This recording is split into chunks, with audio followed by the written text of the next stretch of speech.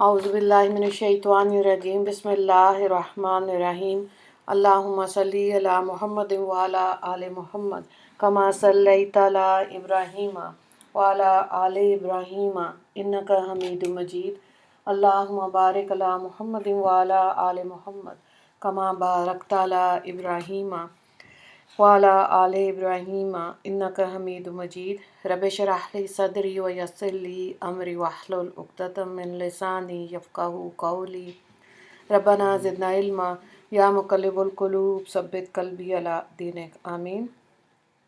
आज हम अक़ीदा ख़त्म नबूवत के बारे में मुख्तसर सा देखेंगे, जो कि शब्बान ख़त्म नबूवत के तहत मौलाना मुनीर अहमद अलवी साहब की तहरीर है। अल्लाह ताला ने नबूवत के सिलसिले की इब्तिदा और अबुल बशर सैयदना आदम अलैहिस्सलाम से फरमाकर सैयदुल बशर सैयदना हज़रत मोहम्मद सल्लल्लाहु अलैहि वसल्लम पर तकमील फरमाई। आप सल्लल्लाहु अलैहि वसल्लम पर नबूवत मुकम्मल हो गई। आप सल्लल्लाहु अलैहि वसल्लम ही आखिरी अंबिया हैं। आप सल्लल्लाहु अलैहि वसल्लम के बाद किसी को नबूवत नहीं दी जाएगी। इस मुबारक अकीदे को अकीदा ख़त्म नबूवत कहते हैं। ख़त्म नबूवत का अकीदा इस्लाम का एक मुत्तफ़क़ा असूली असासी बुनियादी अकीदा है।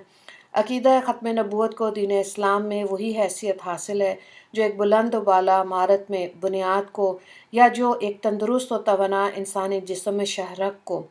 जैसे बुनियाद के बगैर इमारत का वजूद बाकी नहीं रह सकता, शहरक और दिल के बगैर इंसान बेहिस और बेहरकत है, ऐसे ही अकीदा ख़त्म नबूवत के बगैर दीन बाकी नहीं बच सकता। इसी वजह से अकीदा ख़त्म नबूवत को ज़रूरत दीन में की बुनियाद में शुमार किया गया। कहा गया है फ़तावा आलमगीरी में, इज़्लम यारिफ़ अन्ना मुहम्मदन सल्लल्लाहु अलैहि वसल्लम आखिरुल अंबियाई फ़लैसा बिमुस्लिमिन लिअन्नहु मिनज़्ज़ुरूरियाती। तर्जुमे को देखें, जो शख्स ना जानता हो कि मोहम्मद सल्लल्लाहु अलैहि वसल्लम आखिरी नबी हैं, वो मुसलमान नहीं, क्योंकि ये ज़रूरत दीन में से है। इस बात पर पूरी उम्मत का इजमा है कि आप सल्लल्लाहु अलैहि वसल्लम के बाद दावे नबूवत करना सरी कुफर है। चुनांचे 9वीं सदी के मशहूर मुहद्दिस मुल्ला अली कारी रहमतुल्लाह ने लिखा, दावन नबूवती बात नबीयन कुफ्रुन बिल इजमाई। पूरी उम्मत का इत्तफाक है कि हमारे नबी करीम सल्लल्लाहु अलैहि वसल्लम के बाद नबूवत का दावा करना कुफर है। बल्कि सिराजुल उम्मत हज़रत इमाम अबू हनीफ़ा रहमतुल्लाह ताला का ये फतवा मौजूद है कि हुज़ूर सल्लल्लाहु अलैहि वसल्लम के बाद नबूवत के दावेदार से दलील मांगने वाला भी काफिर है।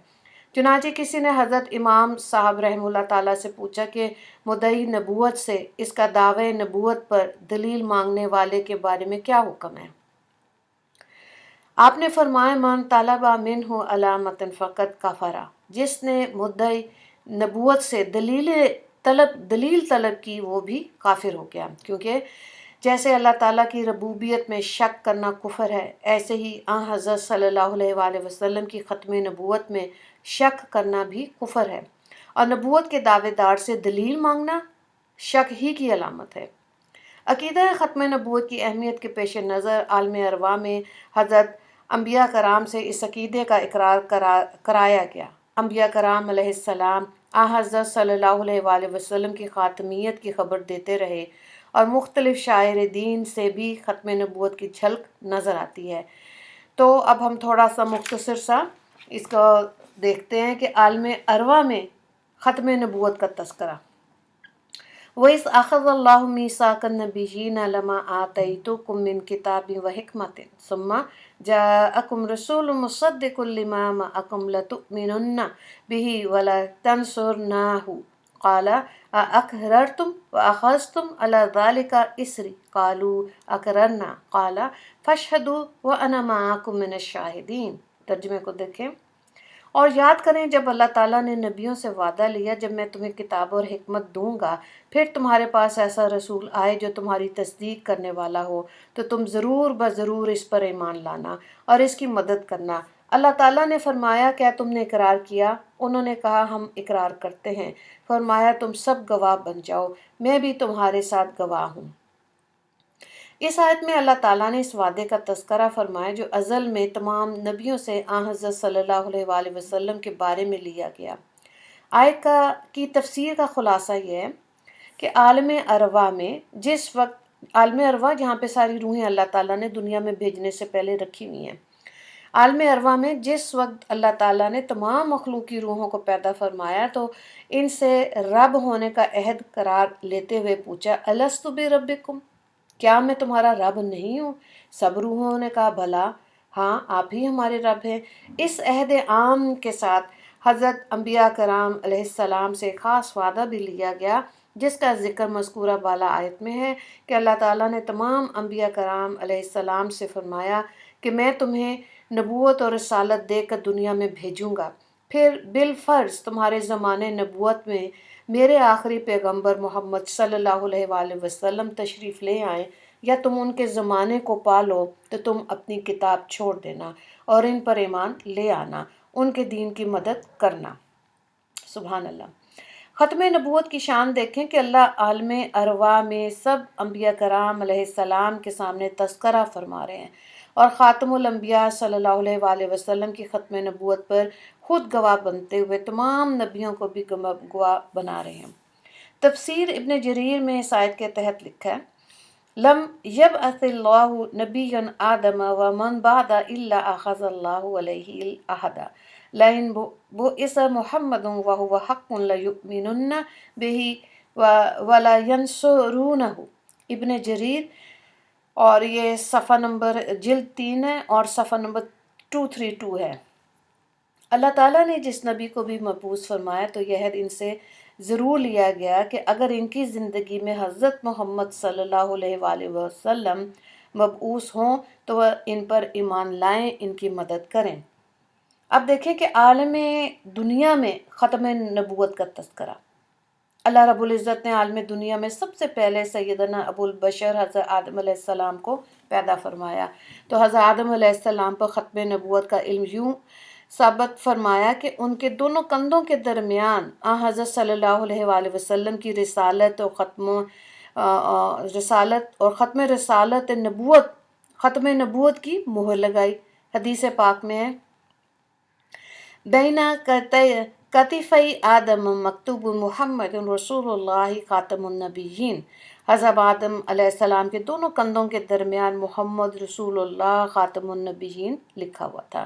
خصائص الکبریٰ، اور اس میں جلد نمبر 1 میں صفحہ نمبر 19 پہ یہ تحریر موجود ہے۔ حضرت علی رضی اللہ تعالیٰ عنہ سے روایت ہے بین کتفیہ خاتم النبوۃ وہو خاتم النبیین، شمائل ترمذی صفحہ نمبر 2۔ آپ صلی اللہ علیہ وآلہ وسلم کے دونوں کندھوں کے درمیان مہر نبوت ہے اور آپ صلی اللہ علیہ وآلہ وسلم انبیاء علیہ السلام کے ختم ہونے والے ہیں۔ قربان جائیں ختم نبوت پر۔ جب پہلے نبی حضرت آدم تشریف لائے تو ختم نبوت کا نشان لے کر دیگر انبیاء کرام علیہ السلام تشریف لائے تو ختم نبوت کا اقرار کر کے، اور آپ صلی اللہ علیہ وآلہ وسلم تشریف لائے تو سراپا ختم نبوت بن کر۔ اب دیکھتے ہیں عالم برزخ میں ختم نبوت کا تذکرہ۔ برزخ قبر کے جہاں کو کہتے ہیں۔ جب مرنے والے کو قبر میں رکھا جاتا ہے تو 2 فرشتے منکر نکیر مردہ سے 3 سوال کرتے ہیں۔ من ربو کا، تیرا رب کون ہے؟ ما دینو کا، تیرا دین کیا ہے؟ من نبی کا، تیرا نبی کون ہے؟ ایک حدیث میں مومن جواب میں کہتا ہے ربی اللہ وحدہ لا شریک لہ الاسلام دینی و محمد النبی وہو خاتم النبیین، میرا پروردگار اللہ ہے، اس کا کوئی شریک نہیں، میرا دین اسلام ہے اور میرے نبی محمد صلی اللہ علیہ وآلہ وسلم جو خاتم النبیین ہیں۔ اس جواب میں فرشتے کہتے ہیں صدقتا، تو نے سچ کہا۔ تفسیر در منشور جلد نمبر 6 اور صفحہ نمبر 165۔ قربان جائیں حضرت صلی اللہ علیہ وآلہ وسلم کی ختم نبوت پر کہ قبر میں فرشتے بھی ختم نبوت کا اقرار کرنے والوں کا اکرام کرتے ہیں، اور یقیناً قبر میں عذاب سے نجات بھی صرف اسی کی ہوگی جو حضرت صلی اللہ علیہ وآلہ وسلم کی ختم نبوت پر غیر مشروط اور پختہ ایمان رکھتا ہوگا۔ اب دیکھیں عالم آخرت میں ختم نبوت کا تذکرہ۔ روز محشر جب حساب کتاب شروع نہیں ہوگا، لوگ سخت مصیبت میں ہوں گے، نفسا نفسی کا عالم ہوگا، تو لوگ شدت عذاب و تکلیف سے حضرت انبیاء کرام علیہ السلام کی خدمت میں جا کے عرض کریں گے کہ آپ اللہ رب العزت کی بارگاہ میں سفارش فرمائیں کہ حساب کتاب شروع فرما دیں، لیکن ہر نبی اللہ تعالیٰ کے جلال کی وجہ سے عذر کر دے گا۔ پھر جب لوگ حضرت عیسیٰ علیہ السلام کے پاس جائیں گے، وہ بھی عذر کریں گے اور فرمائیں گے اذهبوا الی محمد صلی اللہ علیہ وآلہ وسلم فیاتون محمدا فیقولون یا محمد انت رسول اللہ و خاتم الانبیاء۔ بخاری کی جلد 2 ہے، صفحہ نمبر 685، مسلم کی جلد نمبر 1 صفحہ 111۔ تم سب حضرت محمد صلی اللہ علیہ وآلہ وسلم کے پاس جاؤ، بس وہ سب لوگ آپ صلی اللہ علیہ وآلہ وسلم کے پاس آئیں گے اور کہیں گے اے محمد صلی اللہ علیہ وآلہ وسلم، آپ اللہ کے رسول اور خاتم الانبیاء ہیں۔ آپ صلی اللہ علیہ وآلہ وسلم سر مبارک سجدے میں رکھ دیں گے اور اللہ کے ایسے الفاظ میں حمد بیان کریں گے کہ کسی اور نے ایسے الفاظ میں حمد نہیں کہی ہوگی، اور پھر حساب کتاب کی شروع کرنے کی سفارش فرمائیں گے۔ اس پر اللہ رب العزت فرمائیں گے ارفع رأسک یا محمد اشفع تشفع، آخر تک اے محمد صلی اللہ علیہ وآلہ وسلم سر اٹھائیں، سفارش کریں، سفارش قبول کی جائے گی۔ سبحان اللہ۔ حضرت صلی اللہ علیہ وآلہ وسلم کی ختم نبوت کی عظمت دیکھیں کہ جس دن سب انبیاء سفارش نہ کر سکیں گے، اس دن خاتم الانبیاء صلی اللہ علیہ وآلہ وسلم سفارش فرما رہے ہیں، اور اللہ محشر میں بھی حضرت صلی اللہ علیہ وآلہ وسلم کی ختم نبوت کا علم بلند فرما رہے ہیں۔ اللہ کی قسم عظمتوں والے ہیں وہ لوگ جو حضرت صلی اللہ علیہ وآلہ وسلم کی ختم نبوت کا نہ صرف اقرار کرتے ہیں بلکہ دفاع بھی کرتے ہیں۔ اب دیکھیں مساجد اور ختم نبوت۔ پہلی امتیں بھی عبادت گاہ بناتی تھیں، اگر وہ آباد نہ ہو سکے تو وہ لوگ انہیں مختلف کاموں کے لیے استعمال کرنے لگتے تھے۔ چنانچہ آج بھی عیسائی امت اپنی عبادت گاہ گرجا بناتے ہیں، پھر اگر عیسائی لوگ وہاں نہ آئیں تو اسے تبدیل کر کے بلڈنگ، دکان، مکان، جوا خانہ وغیرہ کے طور پر استعمال کرنے لگتے ہیں۔ باخلاف اہل اسلام کی عبادت گاہوں کے اگر مسلمان کسی جگہ مسجد بنا دے تو وہ قیامت تک مسجد ہی رہتی ہے، اس مسجد کو کسی اور استعمال میں نہیں لا سکتے۔ کبھی آپ نے سوچا ایسا کیوں ہے؟ یہ اس لیے ہے کہ پہلے انبیاء کی نبوتیں اور شریعتیں محدود زمانوں کے لیے تھیں، اس لیے ان کی عبادت گاہیں بھی محدود زمانوں کے لیے تھیں، جبکہ یہاں حضرت صلی اللہ علیہ وآلہ وسلم کی نبوت شریعت قیامت تک کے لیے ہے، اس لیے مساجد بھی قیامت تک کے لیے ہیں۔ تعجب ہے ان لوگوں پر جو مساجد میں ختم نبوت کے کام سے روکتے ہیں، حالانکہ دنیا کی ہر مسجد کا تقدس اور بقا ختم نبوت کی وجہ سے ہے، اور ہر مسجد ختم نبوت کی دلیل ہے۔ حافظ قرآن اور ختم نبوت۔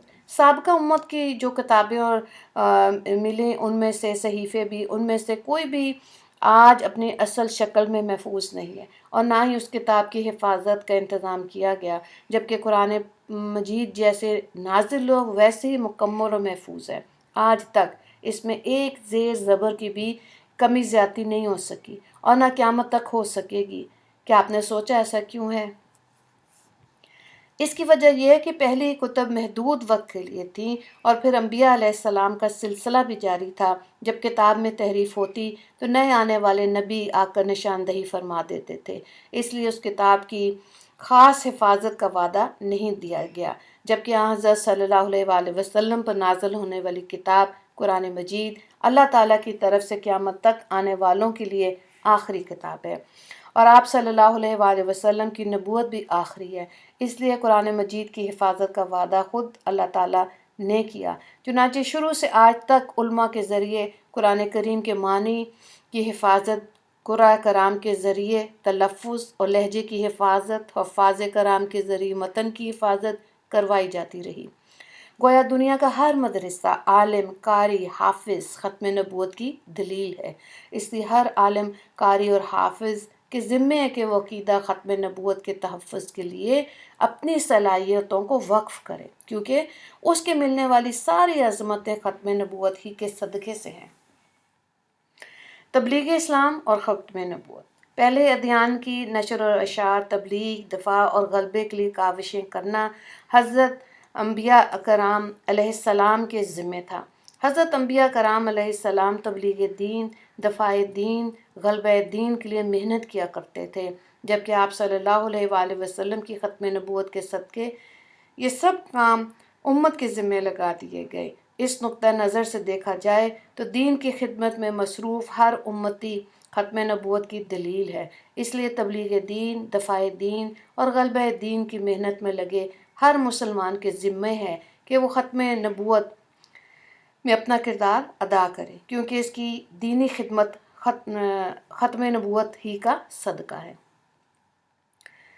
آپ نے دیکھا کہ عالم ارواح ہو یا عالم دنیا، عالم برزخ ہو یا عالم آخرت، حضرت آدم علیہ السلام کی خلقت ہو یا دیگر انبیاء علیہ السلام کی بعثتیں، مساجد ہوں یا مدارس، علماء ہوں یا حفاظ تبلیغ و دین یا دفاع دین، اول سے آخر، افلاک سے آفاق تک ہر جگہ ہر دور میں ختم نبوت کی عظمتیں، صداقتیں اور بہاریں نظر آتی۔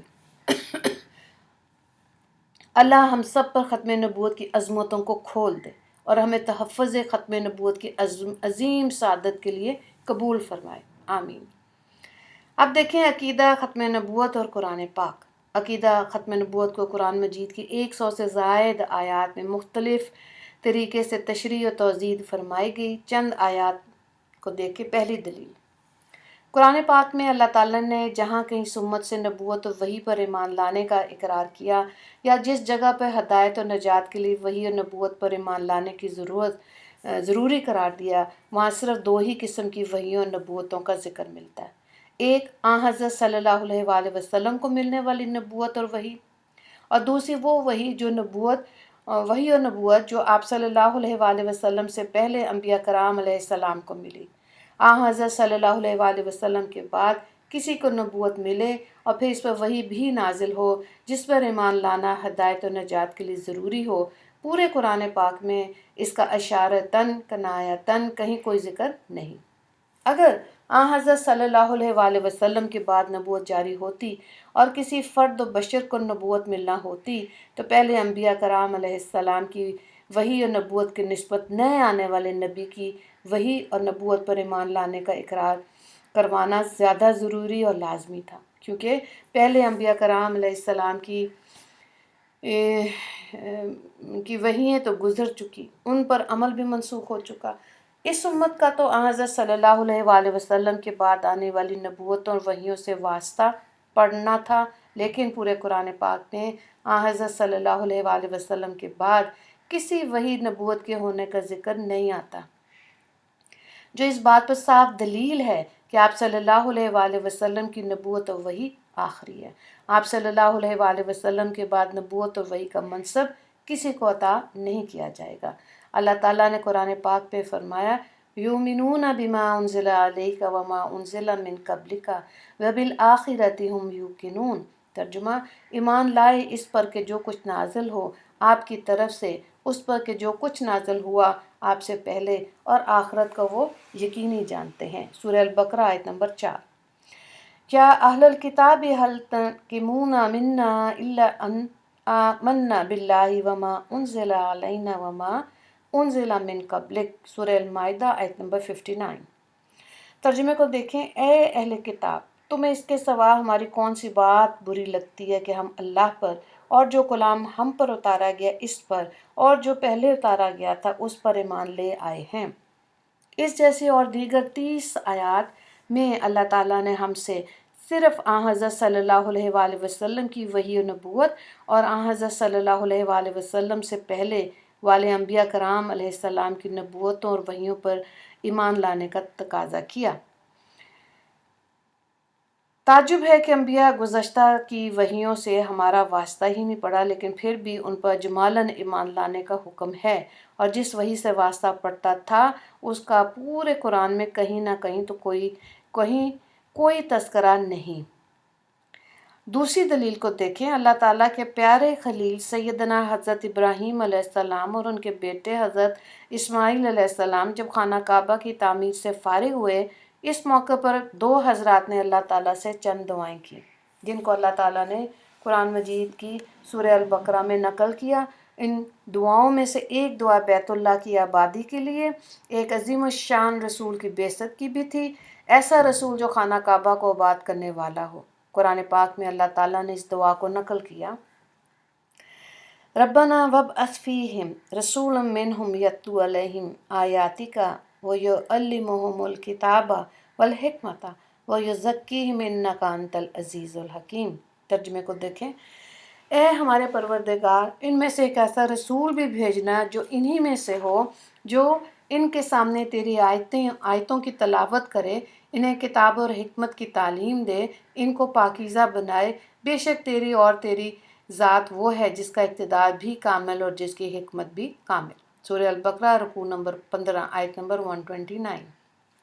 اس میں حضرت ابراہیم علیہ السلام کے ساتھ ان کے بیٹے حضرت اسماعیل علیہ السلام بھی شامل تھے، اور دعا میں صرف ایک رسول کی بعثت کا سوال کیا گیا تھا، اس لیے اللہ تعالیٰ نے اس دعا کو قبول فرماتے ہوئے حضرت اسماعیل علیہ السلام کی اولاد سے فقط ایک ہی رسول کو مبعوث فرمایا، اور وہ رحمت کائنات حضرت محمد صلی اللہ علیہ وآلہ وسلم ہی ہے۔ آپ صلی اللہ علیہ وآلہ وسلم کے علاوہ جس قدر انبیاء اور رسول دنیا میں بھیجے گئے، وہ تمام کے تمام حضرت اسماعیل علیہ السلام کے بھائی حضرت اسحاق علیہ السلام کی اولاد میں سے مبعوث ہوئے۔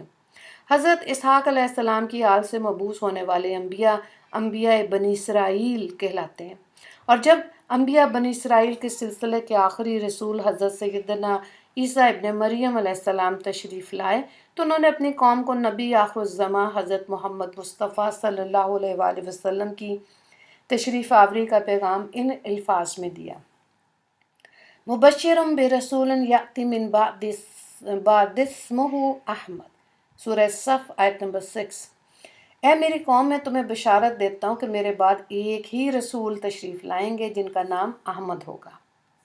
چنانچہ جب آخری نبی الزماں حضرت مصطفیٰ احمد مجتبیٰ صلی اللہ علیہ وآلہ وسلم تشریف لائے تو آپ صلی اللہ علیہ وآلہ وسلم نے ان دونوں آیتوں کی روشنی میں یوں ارشاد فرمایا، انا دعوت ابراہیم و بشارت عیسیٰ، کنز الایمان جلد نمبر 11 صفحہ نمبر 384۔ اے میرے مجدد، سیدنا ابراہیم علیہ السلام نے جس ایک عظیم رسول کی دعا فرمائی اور جس آخری رسول کی بشارت میرے بھائی سیدنا عیسیٰ علیہ السلام نے دی، وہ میں ہوں۔ غرض کہ یہ دونوں آیتیں بھی حضرت صلی اللہ علیہ وآلہ وسلم کی ختم نبوت پر دلیل ہے۔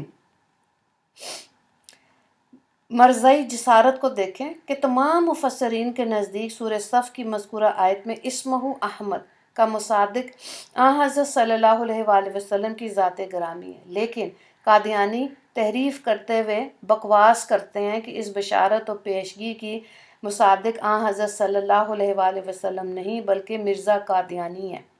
قادیانیوں کا یہ عقیدہ رکھنا تحریف بھی ہے اور حضرت صلی اللہ علیہ وآلہ وسلم کی شان پاک میں توہین بھی ہے، لعنت اللہ علی الکاذبین۔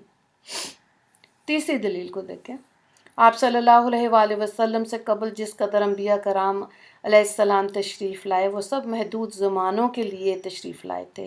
ہر نئے نبی کی آمد پر پچھلے نبی کی نبوت کا زمانہ ختم ہو گیا، اور ایسے ہی آپ صلی اللہ علیہ وآلہ وسلم سے قبل تشریف لانے والے انبیاء مخصوص علاقوں کے لیے نبی اور رسول بنا کر آئے، کوئی نبی ایک قصے کی طرف، کوئی ایک شہر کی طرف، قصبے کی طرف، کوئی ایک شہر کی طرف، کوئی ایک ملک کی طرف، کوئی ایک قبیلے کی طرف، اور کوئی ایک قوم کی طرف نبی اور رسول بن کر تشریف لائے۔ چنانچہ انبیاء گزشتہ کی نبوت کے بارے میں قرآن ان الفاظ میں اعلان کرتا ہے، وَإِلَىٰ عَادٍ أَخَاهُمْ هُودًا، قوم عاد کی طرف ان کے بھائی ہود کو بھیجا، پارہ نمبر 8 سورہ اعراف آیت نمبر 24۔ وَإِلَىٰ مَدْيَنَ أَخَاهُمْ شُعَيْبًا، مدین کی طرف ان کے بھائی شعیب کو بھیجا، پارہ نمبر 8 سورہ اعراف آیت نمبر 85۔ وَإِذْ قَالَ عِيسَىٰ ابْنُ مَرْيَمَ يَا بَنِي إِسْرَائِيلَ إِنِّي رَسُولُ اللَّهِ عَلَيْكُمْ، اور عیسیٰ ابن مریم نے کہا، اے بنی اسرائیل، میں تم سب کی طرف اللہ کا رسول ہوں، پارہ نمبر 8 سورہ اعراف آیت نمبر 5۔ لیکن تاجدار ختم نبوت نبی آخر الزماں صلی اللہ علیہ وآلہ وسلم کی آمد پر اللہ تعالیٰ نے اسلوب بدل دیا اور بڑی وضاحت کے ساتھ حکم دیا، कुल या अय्युहन्नासु इन्नी रसूलुल्लाहि अलैकुम जमीआ, सूरह आराफ आयत नंबर 158। तर्जुमा, ए रसूल अल्लाह, इनसे कह दो कि ए लोगो, मैं तुम सब की तरफ अल्लाह का भेजा हुआ रसूल हूँ। वमा अरसलनाका इल्ला काफ़तल लिन्नासी बशीरम व नज़ीरा, सूरह सबा आयत नंबर 28। तर्जुमा, ए पैगंबर, हमने आपको तमाम इंसानों की तरफ खुशखबरी सुनाने वाला और डराने वाला बनाकर भेजा। वारसलनाका लिन्नासी रसूलन, सूरह निसा पारा नंबर 5। तर्जुमा, ए पैगंबर, हमने आपको रसूलों के पास रसूल बनाकर भेजा। वमा अरसलनाका इल्ला रहमतल लिल आलमीन, पारा नंबर 18 सूरह अंबिया आयत नंबर 107। तर्जुमा, और हमने आपको तमाम जहानों के लिए रहमत बनाकर भेजा। इन आयतों में अल्लाह रब्बुल इज़्ज़त ऐलान फरमा रहे हैं कि हमने आपको तमाम जहानों, तमाम मकानों, ज़मानों, इंसानों की तरफ नबी और रसूल बनाकर भेजा। कोई रंगत, कोई ज़ुबान, कोई कौमियत, कोई वतन, कोई ज़माना आपकी आलमगीर वसी और ज़मान नबूवत से मुस्तस्ना नहीं। आप क़यामत तक के इंसानों के नबी और रसूल बनकर तशरीफ़ लाए हैं, जैसा कि आपने खुद इरशाद फरमाया, अना रसूल मिन अदरका हय्यन व मा यूलद बाती, कि मैं इन लोगों के लिए रसूल हूँ जिनको अपनी ज़िंदगी में पाऊँ और इनके लिए भी जो मेरे बाद पैदा हों। जैसे अल्लाह ताला रब्बुन्नासी, मलिकिन्नासी, इलाहिन्नासी हैं, ऐसे ही हुज़ूर ताजदार ख़त्म नबूवत हज़रत मोहम्मद मुस्तफ़ा सल्लल्लाहु अलैहि वसल्लम रसूलिन नासी हैं, जिसका मतलब ये है कि जैसे अल्लाह ताला तमाम लोगों का इलाह, मालिक और रब है, इसी तरह आप सल्लल्लाहु अलैहि वसल्लम भी तमाम इंसानों के नबी और रसूल हैं। जैसे क़यामत तक के इंसानों की निजात अल्लाह ताला को इलाह, रब, मालिक मानने में है, ऐसे ही क़यामत तक आने वाले हर इंसान की निजात आप सल्लल्लाहु अलैहि वसल्लम को ही नबी रसूल मानने के साथ वाबस्ता है। चौथी दलील को देखें, वइज़ अख़ज़ल्लाहु मीसाक़न नबिय्यीना लम्मा आतैतुकुम मिन किताबिन व हिकमतिन सुम्मा जाअकुम रसूलुम मुसद्दिक़ुल लिमा मअकुम लतु'मिनुन्ना बिही वला तंसुरूनहु। तर्जुमा, और इनको वो वक्त याद दिलाओ जब अल्लाह ने पैगंबरों से अहद लिया था कि अगर मैं तुमको किताब और हिकमत अता कर दूँ, फिर तुम्हारे पास आखिरी रसूल आए जो उस किताब की तस्दीक करे जो तुम्हारे पास है, तो तुम इस पर ज़रूर ईमान लाओगे और ज़रूर इसकी मदद करोगे। सूरह आल इमरान आयत नंबर 81। इस आयत में खुदावंद ताला ने इस अहद व मिसाक का जिक्र किया जो अज़ल में तमाम अंबिया से हज़रत सल्लल्लाहु अलैहि वसल्लम के बारे में लिया गया। आयत की तफसीर का खुलासा ये है कि यौम अरवा में जिस वक्त अल्लाह ताला ने तमाम मखलूक की अरवा पैदा फरमाकर इनसे अपने रब होने का अहद व करार लिया और पूछा, अलस्तु बिरब्बिकुम, क्या मैं तुम्हारा रब नहीं हूँ? तो सब अरवा ने जवाब में कहा, बला, क्यों नहीं, आप ही हमारे रब है। रबूबियत की अहद आम के साथ हज़रत अंबिया कराम अलैहिस्सलाम से ख़ास वादा भी लिया गया जो कि आयात में लिखा गया, और ये अहद व करार एक जुमला शर्तिया के सूरत में था कि ए अंबिया की जमात में तुम्हें नबूवत और रिसालत देकर दुनिया में भेजूँगा, फिर बिलफ़र्ज़ तुम्हारे ज़माने नबूवत में मेरे आखिरी पैगंबर मोहम्मद सल्लल्लाहु अलैहि वसल्लम अपनी किताब लेकर आएंगे, उन पर ईमान ले आना। मरज़ई जसारत को देखें, आयत मुबारक में हज़रत सल्लल्लाहु अलैहि वसल्लम की नबूवत और रिसालत की अज़मत को बयान करते हुए ऐलान किया गया कि नबी आखिरुज़्ज़मा हज़रत मोहम्मद सल्लल्लाहु अलैहि वसल्लम के ज़माने नबूवत में अगर कोई भी पैगंबर मौजूद हो तो इसके लिए ज़रूरी है कि अपनी नबूवत किताब को समेट दे, खुद भी हज़रत सल्लल्लाहु अलैहि वसल्लम पर ईमान लाए और दूसरों को भी आप सल्लल्लाहु अलैहि वसल्लम पर ही ईमान लाने की दावत दें। लेकिन कादियानी ज़ुर्रियत के नज़दीक इस आयत में सुम्मा जाकुम रसूल से मुराद हज़रत सल्लल्लाहु अलैहि वसल्लम नहीं बल्कि मिर्ज़ा कादियानी है, और मिर्ज़ा कादियानी ही आखिरी नबी है। तो इस सूरत में मतलब ये हुआ कि अल्लाह ताला ने हज़रत सल्लल्लाहु अलैहि वसल्लम समेत तमाम नबियों से ये वादा लिया कि अगर तुम में से किसी एक ने भी मिर्ज़ा कादियानी के ज़माने को पा लिया تو اپنی نبوت و کتاب کو بند کر دینا اور مرزا قادیانی کی نبوت پر ایمان لا کر اس کی اقتدار کرنا، یعنی قادیانی عقیدے کے مطابق آن حضرت صلی اللہ علیہ وآلہ وسلم کو بھی نجات حاصل کرنے کے لیے مرزا قادیانی پر ایمان لانا ضروری ہے۔ نعوذ باللہ، استغفر اللہ۔ اب ختم نبوت اور حدیث مبارکہ کو دیکھتے ہیں۔ حضرت صلی اللہ علیہ وآلہ وسلم نے متواترہ حدیث میں اپنے خاتم النبیین ہونے کا اعلان فرمایا اور ختم نبوت کی ایسی تشریح فرمائی کہ اس کے بعد آپ صلی اللہ علیہ وآلہ وسلم کے آخری نبی ہونے میں کسی شک و شبہ اور تعویل کی گنجائش نہیں رہی۔ متعدد اکابر علماء نے حدیث سے ختم نبوت کے متواتر ہونے کی تصریح کی، چنانچہ حافظ ابن حزم ظاہری کی کتاب الفصل صفحہ نمبر 77 جلد نمبر 1 پر لکھتے ہیں: وقت صح عن رسول اللہ صلی اللہ علیہ وسلم بنقل القوافی التي نقلت نبوته وآلامه وكتابه أنه أخبر أنه لا نبی بعدی۔ وہ تمام حضرات جنہوں نے حضرت صلی اللہ علیہ وآلہ وسلم کی نبوت، آپ صلی اللہ علیہ وآلہ وسلم کی معجزات اور آپ صلی اللہ علیہ وآلہ وسلم کی کتاب قرآن مجید کو نقل کیا، انہوں نے یہ بھی نقل کیا کہ آپ صلی اللہ علیہ وآلہ وسلم نے یہ خبر دی تھی کہ آپ صلی اللہ علیہ وآلہ وسلم کے بعد کوئی نبی نہیں۔ تو پس عقیدہ ختم نبوت جس طرح قرآن کریم کے نصوص قطعیہ سے ثابت ہیں، اسی طرح حضرت صلی اللہ علیہ وآلہ وسلم کی احادیث مبارکہ سے بھی ثابت ہیں۔ یہاں اختصار کے پیش نظر احادیث ذکر کی جا رہی ہیں۔ حدیث نمبر 1 عن ابی ہریرہ ان رسول اللہ صلی اللہ علیہ وسلم قال ان مثلی و مثل الانبیاء من قبلی کمثل رجل بنى بیتا فاحسنہ واجملہ الا موضع لبنات من زاویۃ فجعل الناس یطوفون به ویتعجبون له ویقولون هل وضعت هذه لبنات قال فانا لبنۃ وانا خاتم النبیین۔ ترجمے کو دیکھیں۔ حضرت ابو ہریرہ رضی اللہ تعالیٰ عنہ سے مروی ہے کہ رسول اللہ صلی اللہ علیہ وآلہ وسلم نے ارشاد فرمایا، میری یا مجھ سے پہلے انبیاء کی مثال ایسی ہے کہ ایک شخص نے بہت حسین و جمیل محل بنایا، مگر اس کے کونے میں ایک اینٹ کی جگہ چھوڑ دی۔ لوگ اس کے گرد گھومنے لگے اور خوب تعریف کرنے لگے اور یہ کہنے لگے کہ یہ اینٹ بھی کیوں نہ لگائی گئی۔ آپ صلی اللہ علیہ وآلہ وسلم نے فرمایا، میں وہی اینٹ ہوں اور میں نبیوں کو ختم کرنے والا ہوں۔ تو اب دیکھیں اس حدیث میں حضرت صلی اللہ علیہ وآلہ وسلم نے ختم نبوت کی ایک محسوس مثال بیان فرمائی۔ جیسے محل کی آخری اینٹ لگنے سے محل مکمل ہو جاتا ہے، جس کے بعد نہ تو کوئی اینٹ لگائی جاتی ہے اور نہ ہی مزید اینٹ لگانے کی گنجائش رہتی ہے، ایسے ہی نبوت کے محل کی آخری اینٹ آپ صلی اللہ علیہ وآلہ وسلم ہیں۔ آپ صلی اللہ علیہ وآلہ وسلم کے آنے سے نبوت کا محل مکمل ہو گیا۔ مرزائی جسارت کو دیکھیں۔ مرزا قادیانی کے نزدیک محل نبوت کی تکمیل حضرت صلی اللہ علیہ وآلہ وسلم پر نہیں بلکہ مرزا قادیانی پر ہوئی ہے۔